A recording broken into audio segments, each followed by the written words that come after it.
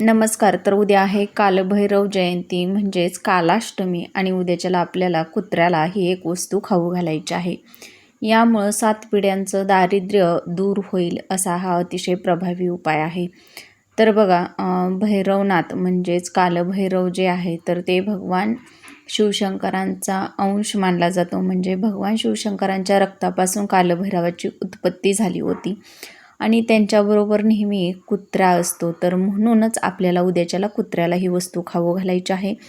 तर उद्याच्याला आपल्याला थोडासा गूळ पाण्यामध्ये विरघळून घ्यायचा आहे, बाजरीचं पीठ घ्यायचं आहे आणि हे गोड पाणी घालून आपल्याला यापासून बाजरीची एक भाकरी बनवायची आहे. त्यानंतरनं तिळाचं किंवा मोहरीचं तेल घ्यायचं आहे आणि आपली करंगळी आणि अंगठा सोडून मधील 3 बोटं जी आहेत तर ती तेलामध्ये बुडवून या भाकरीवरती आपल्याला लावायची आणि ही जी भाकरी आहे तर ती कुत्र्याला खाऊ घालायची आहे.